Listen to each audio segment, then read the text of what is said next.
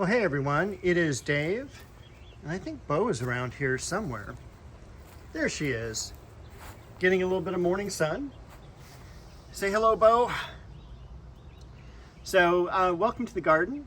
Today is Sunday, October the 12th, 2025. We're in Southern California. It's a beautiful 80 degrees today. So much for fall, right?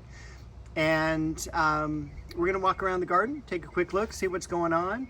We don't really have a whole bunch of fall color yet or anything like that. Driving around town, I have seen some of the leaves just beginning to fall off, but that's really been about it. Oh, a big yawn from Bo. So I think she's bored. We're gonna take a look around the yard. Starting tomorrow, the weather should be cooler for us. We're gonna be down in the 70s. Nothing much has changed in the back here. We got some of the, as my shadow's in the way here, some of the bearded iris that I got from Shriners at their year-end sale. I just put them in a flat with some potting soil. So they're gonna do pretty well there until I can put them out in the yard. Everything else is holding its own back here until I can actually do some pruning and weeding and everything like that. Bo obviously didn't want to be alone out there. So good morning, baby. Oh, running away. So take a look again at that blood lily. Isn't that amazing, the size of the leaves that come out on that? I will tell you, it is a little bit scary. The geraniums down below. Beautiful orange dream, Japanese maple. Can't wait to get in here to clean out all this mess. Look at all these ferns that are growing. Some other true geraniums up here. White impatiens.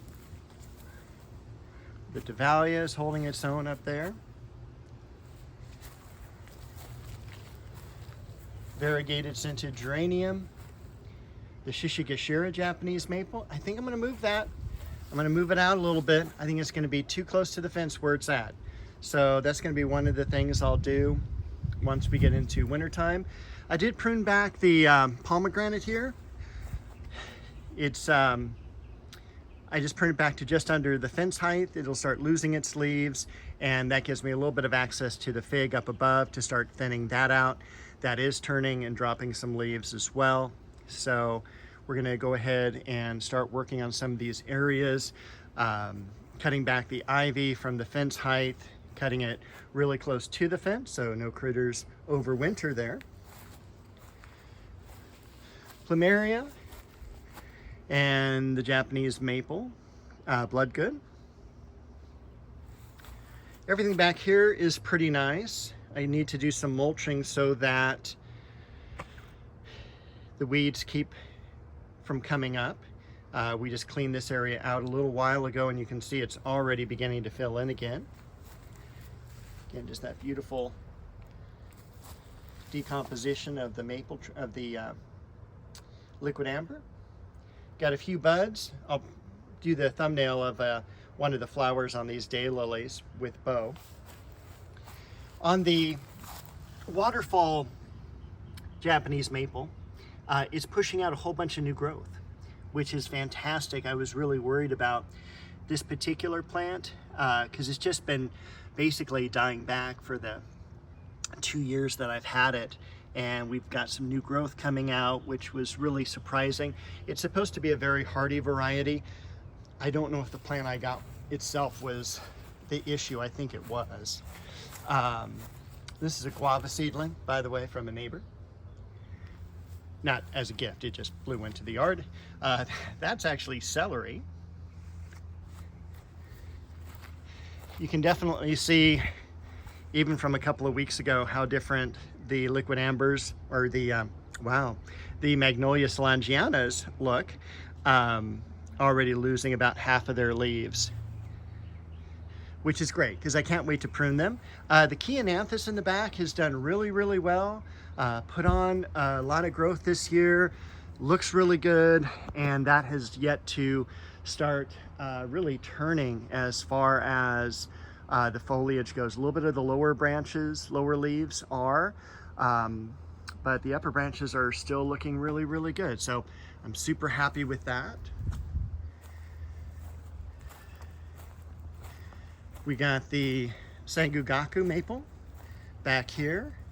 And again, you can definitely see some of how it was fried during the last heat wave, but also take a look at all that new growth too. A little bit of new growth surge at the end of the year. The Ajuga's doing great. I need to cut back the chocolate cosmos. I see a Chicago peace bloom. I can't wait to show you that when we turn around on the inside of the garden. I've been taking foliage down from the fence. Once again, trying to keep those areas where rats and mice can hunker down, take care of that. I got in here and did some edging as well along the bricks. Beautiful. The Chicago peace, let's take a look at that rose. And of course there's a chocolate cosmos stem right there. But isn't that a cool bloom? And yes, it's fragrant as well. The dahlias may look like they're gonna have a bloom. Take a look at that. That's gonna be definitely an off bloom. Maybe we'll get a bloom in November. This is a rose called Perfect Moment. Here we go. And Fragrant Plum.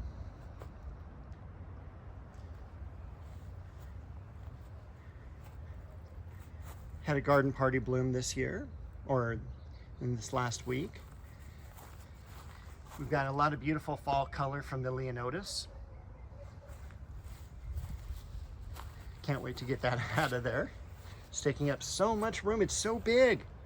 I want to give a little bit more space to that triple grafted plum. Everything else here is doing okay. Again, not a whole lot to talk about. It is, you know, October. We have a beautiful bloom on that sandback jasmine. Of course, I'm blocking it from the sun. There's maybe another one here that may be a little bit better. Super fragrant on those, but you have to be right up to them. Flowering apricot. Cecile Bruner climbing rose, looking good. And far across there is Bo sitting on her rock, because that's what she likes to do. And I think we'll just make it just a very quick lap around the garden, and we will see you, look forward to seeing you next weekend with another gardening video. So happy gardening, everyone.